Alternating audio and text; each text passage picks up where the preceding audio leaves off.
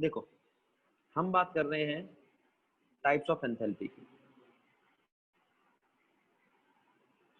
तो types of enthalpy में क्या क्या आता है आपका?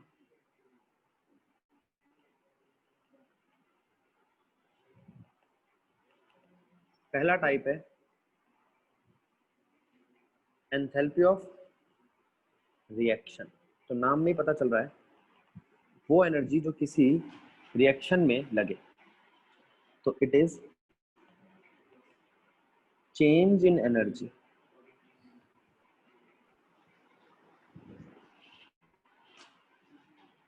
which require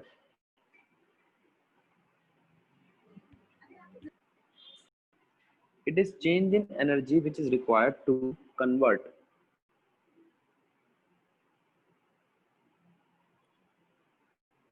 one mole of reactants into products at given temperature and pressure। ठीक है, अब मान लो मुझे रिएक्शन करानी है ए की बी के साथ, जो प्रोडक्ट सी देगा। तो ये रिएक्शन कराने में जो एंथैल्पी लगेगी वो लगेगी एंथैल्पी ऑफ रिएक्शन। इसको दिखाया जाता है डेल्टा आर एच के, ये इसका सिंबल है डेल्टा एच एंथैल्पी का है, और इन दोनों के बीच में जो लिखा जाएगा ये उसका सिंबल बन जाएगा, जैसे डेल्टा आर एच। अब एक चीज होती है standard enthalpy of reaction. Standard enthalpy of reaction का मतलब क्या है? इसको दिखाया जाता है डेल्टा आर एच के ऊपर नॉट बना के, डेल्टा आर एच के ऊपर नॉट बना के। रिएक्शन की डेफिनेशन सेम है, बस एक चीज चेंज होगी, वो था एट गिवन टेम्परेचर, ये है at standard temperature and pressure. अब अगर आपसे कोई पूछे स्टैंडर्ड टेम्परेचर और प्रेशर कितना है, तो स्टैंडर्ड टेम्परेचर है 273 केल्विन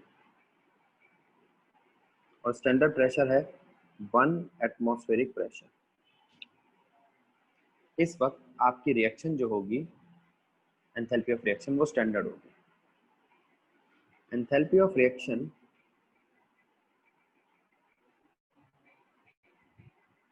को आप ऐसे भी लिख सकते हो, enthalpy of product minus enthalpy of reactants. ठीक है,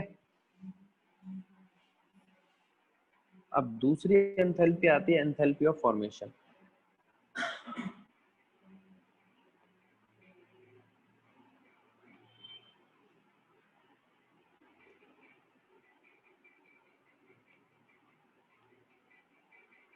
एंथैल्पी ऑफ फॉर्मेशन की बात करें तो ये वो एनर्जी है जो रिक्वायर्ड है बनाने के लिए कोई कंपोनेंट, ठीक है, उसकी गिवन पार्टिसिपेंट से। जैसे मान लो आपने कोई दो चीजें ली, उनसे मिलाया, उनको मिलाकर कोई तीसरी चीज बनाई, तो उसमें एंथैल्पी ऑफ फॉर्मेशन ये फिर से वही, it is change in energy in formation of 1 mole of required substance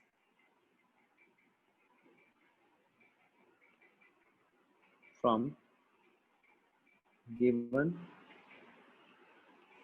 constituent chemical species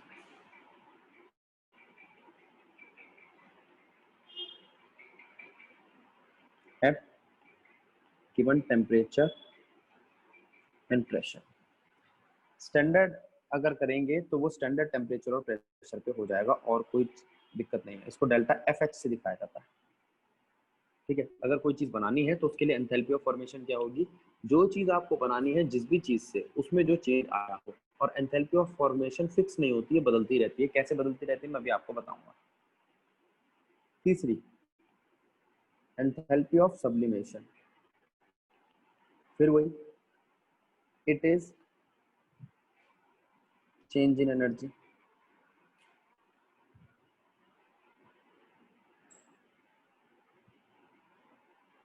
required to convert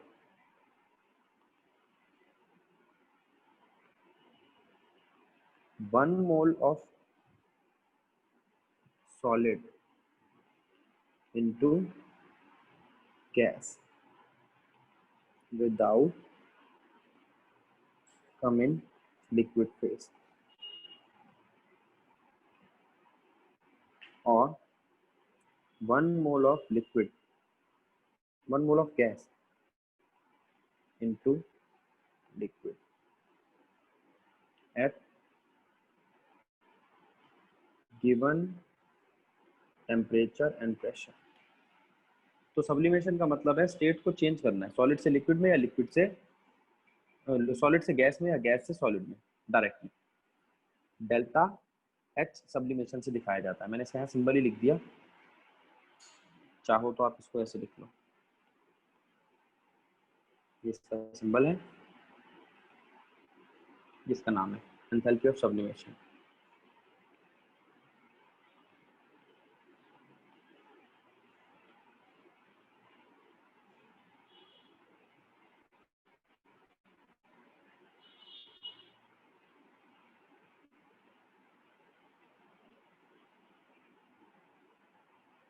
ठीक है, चौथा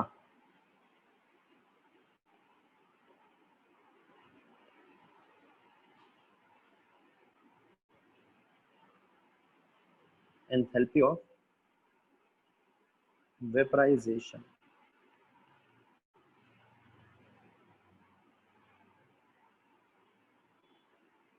ये इसका सिंबल है।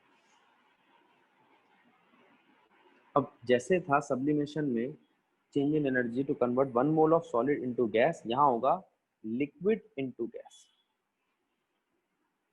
मैं पूरी डेफिनेशन नहीं लिख रहा क्योंकि सेम ही रहेगी। अब फिर आता है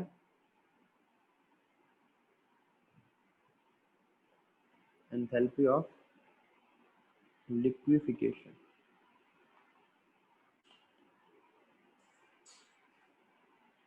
इसमें सॉलिड इनटू लिक्विड। अब इन सबको एक साथ दिखा देते हैं कि कौन सी चीज कैसे चेंज होती है।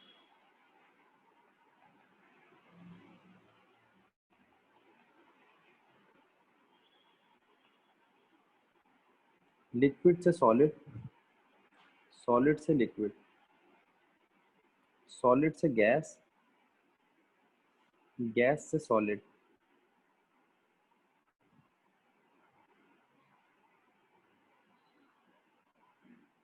गैस से लिक्विड, लिक्विड से गैस। ठीक है, देखते हैं। अगर मैं गैस से लिक्विड बनाना चाहता हूँ तो कंडेंसेशन बोल सकते हो आप इसको।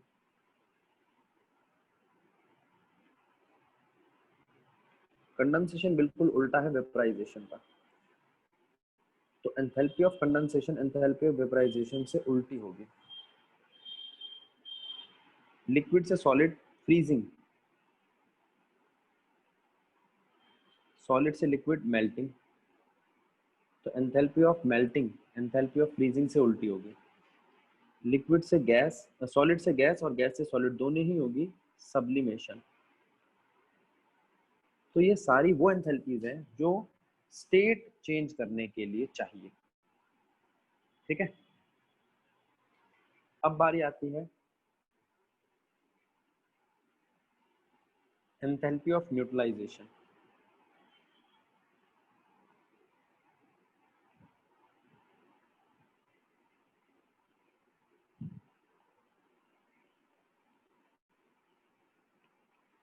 Delta NaU H। Enthalpy of neutralisation का मतलब क्या है? It is minimum energy required to convert neutralize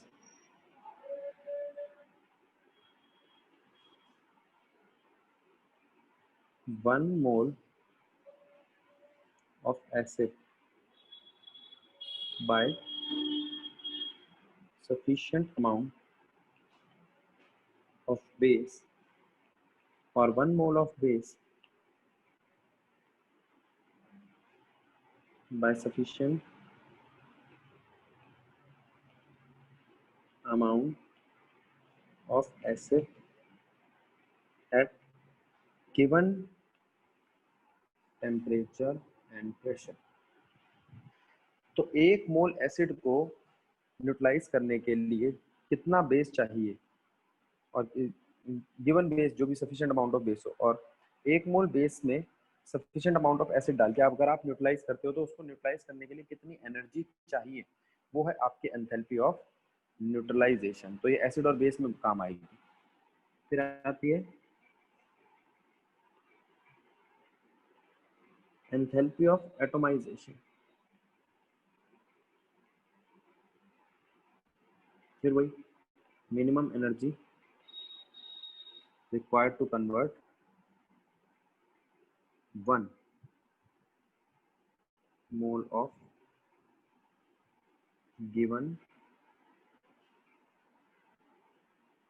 compound in isolated atom in its gaseous state at given temperature and pressure। ये है एंथैल्पी ऑफ एटमाइजेशन।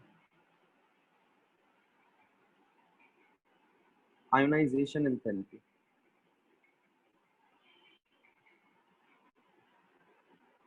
इसको हम देख चुके हैं। Minimum energy required to convert 1 mole of gaseous isolated atom in its ground state to gaseous isolated cation।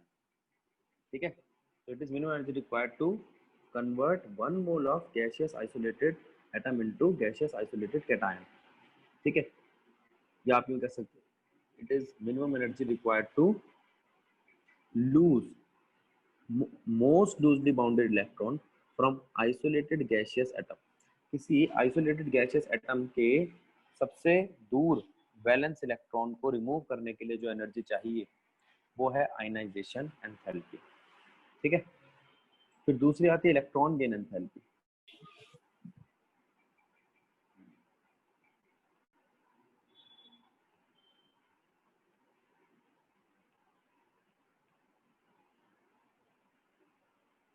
Electron gain enthalpy ये भी वही है, minimum energy required to gain electron. ठीक है, फ्रॉम आइसोलेटेड गैसियस एटम। ठीक है, अब electron gain enthalpy के बाद बारी आती है, और कौन सी एनर्जी बची थी हमारी, डिसोसिएशन, क्रिस्टलाइजेशन, हाइड्रेशन, सब्लिमेशन। अब इन सबको एक साथ देखते हैं। अब कुछ एग्जांपल देखते हैं। देखो, जैसे अगर मैं आपसे कहूँ कार्बन सॉलिड है, इसको कार्बन गैस बनाओ, तो आप कहोगे यहाँ पे लगी है एंथैल्पी ऑफ सब्लिमेशन। ठीक है, लेकिन इसको आप एंथैल्पी ऑफ एटमाइजेशन भी कह सकते हो, क्योंकि ये अकेला भी है और गैसियस स्टेट में भी है।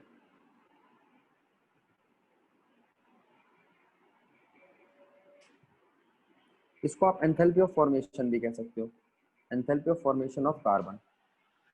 सब्लिमेशन ये दिखाई दे रहा है, एटमाइजेशन इसलिए क्योंकि इसने कार्बन का एटम बनाया, और फॉर्मेशन कोई एनर्जी फिक्स नहीं है, आप किसी भी चीज की फॉर्मेशन कर रहे हो तो वो एंथैल्पी ऑफ फॉर्मेशन बन सकती है। अब आपने एसिड को बेस के साथ न्यूट्रलाइज कराया, 1 मोल एसिड को, ठीक है, x मोल बेस के साथ। अभी तो डिपेंड करता है ना, अगर बेस स्ट्रॉन्ग होगा तो वो कम लगेगा, एसिड स्ट्रॉन्ग होगा तो बेस ज्यादा लगेगा, और वो न्यूट्रल हो गया। तो यहाँ पे जो एंथैल्पी लगी है एंथैल्पी ऑफ न्यूट्रलाइजेशन है।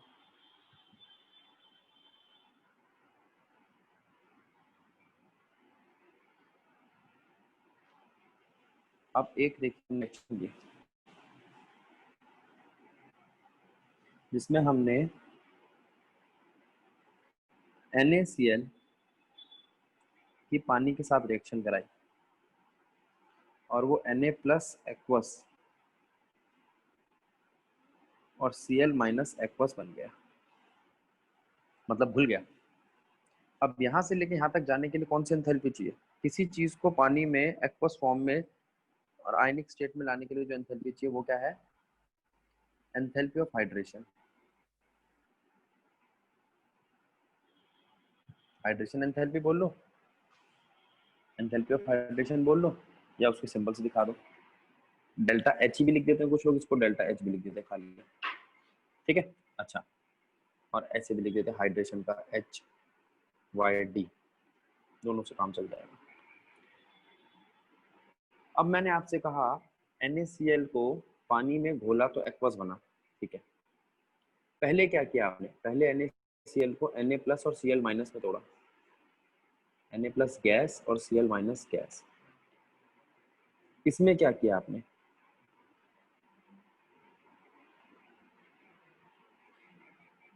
किसी सॉलिड आयनिक सॉलिड को उसके गैसियस आयन में कन्वर्ट करने के लिए हमें जो एनर्जी चाहिए वो है लैटिस एंथैल्पी। ये मैंने आपको लेसन नंबर 4 में बताया था। Lattice enthalpy is minimum energy required to convert 1 mole of ionic acid into its gaseous components, या इसका उल्टा 1 mole of ionic gaseous component को उसके आयनिक सॉलिड में कन्वर्ट करने के लिए जो एनर्जी चाहिए वो है लैटिस एंथैल्पी। फिर इन आयंस को, गैसियस आयंस को एक्वस आयन में कन्वर्ट करने के लिए जो एनर्जी चाहिए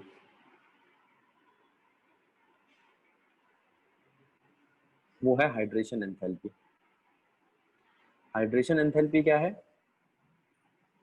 it is minimum energy required to convert 1 mole of gaseous ion into aqueous, यानी कि हाइड्रेशन एंथैल्पी का मतलब है आयनिक गैसियस सॉलिड पार्टिकल्स को कन्वर्ट करना है एक्वस पार्टिकल्स में।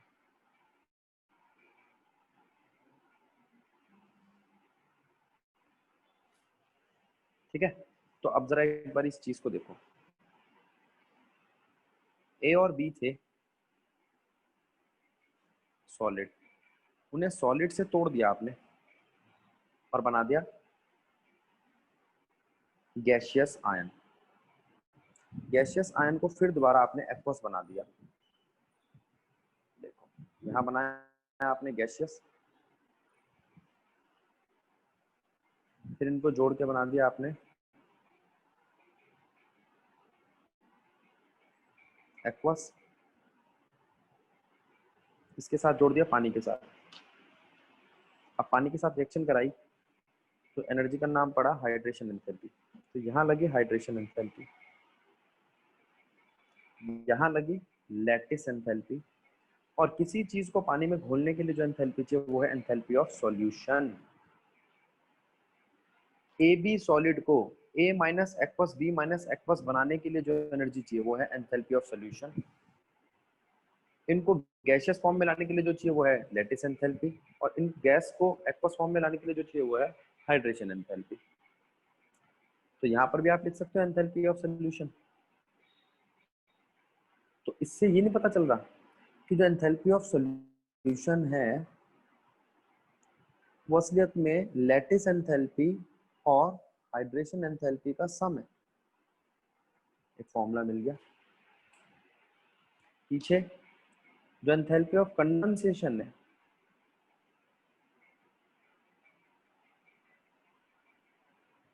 वो एंथैल्पी ऑफ वेपराइजेशन के बराबर है, लेकिन उल्टी है। जो मेल्टिंग के लिए एंथैल्पी है वो फ्रीजिंग के बराबर है, लेकिन उल्टी है। ठीक है, अब बारी आती है बॉन्ड एंथैल्पी और बॉन्ड डिसोसिएशन एंथैल्पी, जरा ध्यान दो।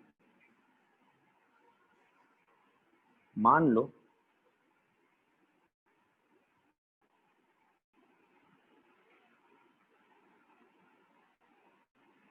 एक CCl4 है,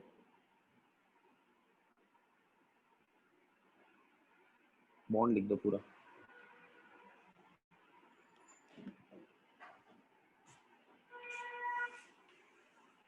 CCl4 को हमने तोड़ा CCl3 में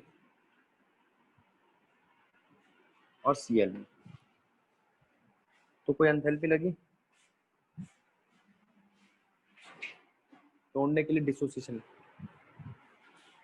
डिसोसिएशन एंथैल्पी। फिर CCl3 को तोड़ा CCl2 में और एक Cl में, तो फिर एक और डिसोसिएशन एंथैल्पी लगी। फिर CCl2 को तोड़ा CCl में और एक और Cl में, तो एक और डिसोसिएशन एंथैल्पी लगी। और लास्ट में CCl को तोड़ा C में और Cl में। जरूरी नहीं है ये डिसोसिएशन एंथैल्पी सारी सेम हो, ये मत सोचना कार्बन और Cl का बॉन्ड तोड़ रहे हैं तो सेम एंथैल्पी होगी, नहीं होगी।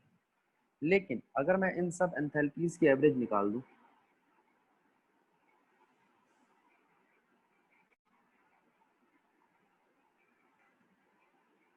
तो जो एवरेज निकल कर आएगी वो एवरेज आपकी होगी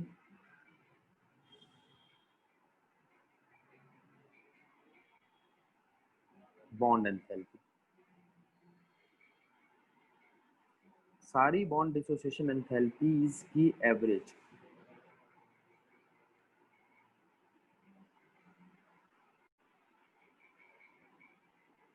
होती है बॉन्ड एंथैल्पी।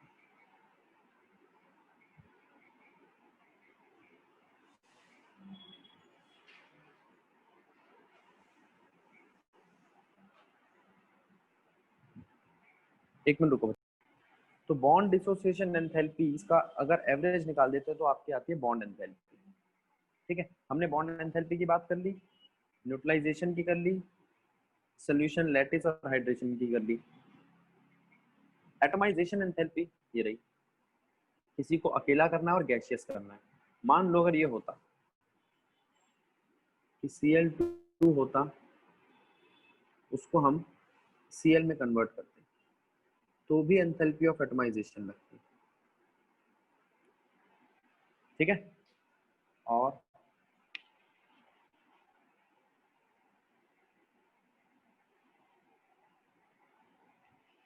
ठीक है भाई, एक क्वेश्चन देखो, कार्तिक कह रहा है कि भैया CCl4 को अगर आप तोड़ते हो ना तो यहाँ पे भी आप बात कर सकते हो कि ये लैटिस एंथैल्पी है, लेकिन लैटिस एंथैल्पी लगती है सिर्फ आयंस के लिए। ठीक है, CCl4 आयनिक फॉर्म में नहीं है यहाँ पे, एक बात। दूसरी बात, हम डिसोसिएशन और आयनाइजेशन दो एंथैल्पीज को अलग अलग मान सकते हैं। आयनाइजेशन सिर्फ आयन के लिए होती है, डिसोसिएशन किसी भी चीज को तोड़ने के लिए होती है। हाँ, आप ये कह सकते हो आयनाइजेशन एंथैल्पी को भी डिसोसिएशन कहा जा सकता है। ठीक है, अब यहाँ पे कई सारी एंथैल्पीज इस तरीके से आपको परेशान करेंगी कि दोनों एक जैसी लग रही होंगी। मैं कुछ केसेस लूंगा, जैसे जैसे आएंगे तब बता दूंगा। पहले मैं यहाँ देख लूँ सारी एंथैल्पीज हो गई कि नहीं। डिसोसिएशन के बारे में हो गई, बॉन्ड डिसोसिएशन हो गई, ठीक है। चलो देखते हैं, अब जरा ध्यान दो, मैं कुछ एग्जांपल लेता हूँ एनसीईआरटी के, और उनमें ना डिसोसिएशन आयनाइजेशन कुछ इस तरीके के एंथैल्पीज के बारे में देखते हैं। सर हाइड्रेशन एंथैल्पी भी एक्सप्लेन कर दो। हाइड्रेशन एंथैल्पी, चलो इतनी देर में आपको, जब तक ये बुक खोल रहा हूँ तब तक हाइड्रेशन एंथैल्पी समझाता हूँ। हाइड्रेशन एंथैल्पी वो एंथैल्पी है बेटा जो रिक्वायर्ड है किसी गैसियस आयनिक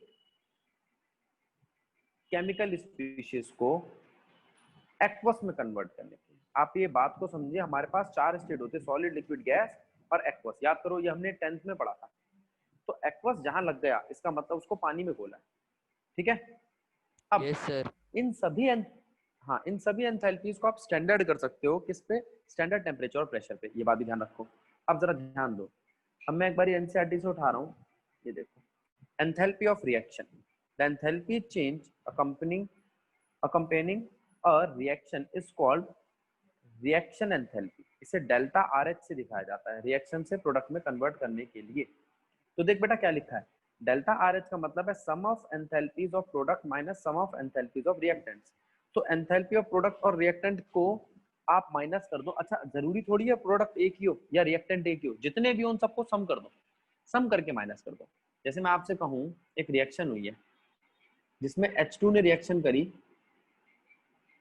O2 से और H2O बनाया, तो यहां मैं इसकी भी एनर्जी लूंगा इसकी भी लूंगा, तब जाके रिएक्शन की एंथैल्पी बनेगी, रिएक्टेंट की एंथैल्पी बनेगी। तो यहाँ पे डेल्टा आर एच पता है क्या बनेगा, enthalpy of H2O minus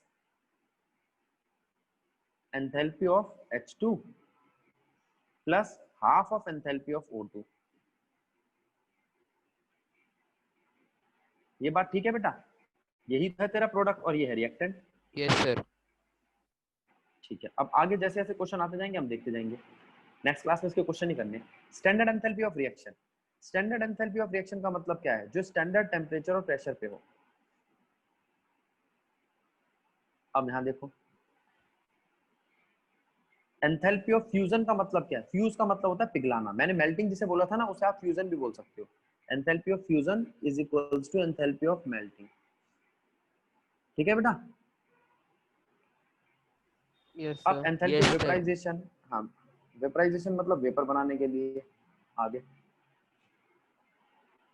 standard enthalpy of formation, देखो इसकी स्टेटमेंट सुनना। The standard enthalpy change for formation of 1 mole of compound from its elements. अब यहाँ पर कंपाउंड की जगह कुछ भी बनाना हो, कुछ भी बनाना हो, बस फॉर्मेशन होनी चाहिए उसकी। अच्छा 1 मोल की बात क्यों करता है ये बेटा, एक चीज ध्यान रखो, हम 1 मोल यानी कि एक मोलर चीज की बात कर रहे हैं जिससे वो सारी चीजें ग्राम में कन्वर्ट हो जाए। अगर मैं आपसे कहूँ ना 4 ग्राम हीलियम, तो आपको पता होना चाहिए 4 ग्राम हीलियम में 1 मोल आ रहा है। क्या आ रहा है, हीलियम का 1 मोल पूरा। ठीक है, हाँ ऑलमोस्ट कवर हो गई है, ये लो। ठीक है, अब नेक्स्ट क्लास में इसी से एंथैल्पी ऑफ एटमाइजेशन आ गई। देखो डायरेक्ट लिखिए सेकंड डेफिनेशन नहीं, बॉन्ड एंथैल्पी। ठीक है, अब इसी से ही ये देखो ये रिएक्शन देखो, ये वाली बताई थी ना अभी आपको, ए बी सॉलिड से अगर सीधा एक्वस बन जाता है तो एंथैल्पी ऑफ सॉल्यूशन। और एंथैल्पी ऑफ सॉल्यूशन दो एंथैल्पीज का सम है, लैटिस एंथैल्पी और हाइड्रेशन एंथैल्पी, यही बताया था ना बेटा। Yes sir. ठीक है, नेक्स्ट क्लास में हम पहले डिस्कस करेंगे बॉर्न हैबर साइकिल और फिर इस पे न्यूमेरिकल स्टार्ट कर देंगे। मैं यहाँ लिख के छोड़ रहा हूँ।